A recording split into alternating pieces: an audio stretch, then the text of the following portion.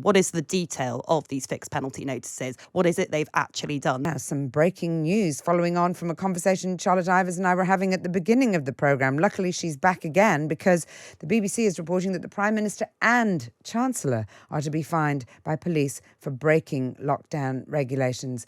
Charlotte, this must surely come as a surprise.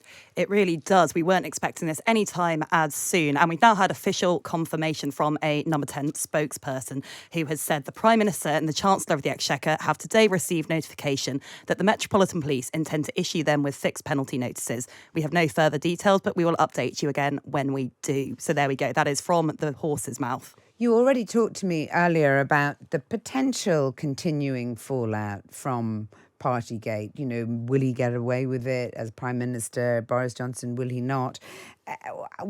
This certainly ups the stakes, doesn't it? But also in a week that's been particularly difficult for the Chancellor, for Rishi Sunak, this is not going to be welcome news. It really won't be. Rishi Sunak, I would say, was a big surprise here. The only thing we know that Rishi Sunak had done is turned up to the event whereby Boris Johnson was handed a cake. His line was that he was there for a meeting straight afterwards and he just happened to be in the room when the cake occurred. So either the fixed penalty notice is for that or there's something we don't know about at all. And that could become really interesting. And I think that is the key here. What is the detail of these fixed penalty notices? What is it they've actually done? That will be what Conservative MPs are asking themselves. They are the ones who hold Boris Johnson's fate in their hands. And once we have that information, I think depending on what it is, that could really change the political narrative.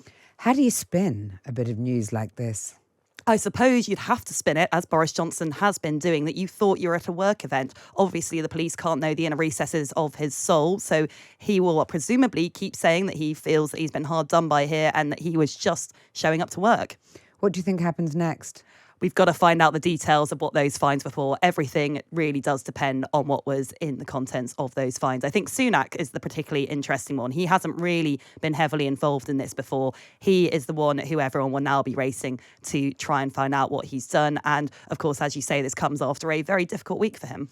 And how damaged would you say sort of brand Rishi is at the moment anyway as a result of the revelations about his wife's non-dom status? Well, it was sky high and he had a long way to fall. And it's always a bit worrying, I think, to be a senior politician whose reputation is sky high because it rarely lasts, particularly in the Conservative Party. They've got a bit of a habit of getting rid of the front runner in their leadership contests. And that's why I've always been slightly sceptical that Rishi Sunak would go the whole way. I suppose there are a couple of elements here. There is the fact that he did have this issue with his wife's tax status. That will hurt him with voters. That's what pollsters I speak to have been saying to me. And then also as well, the question of how he coped with it.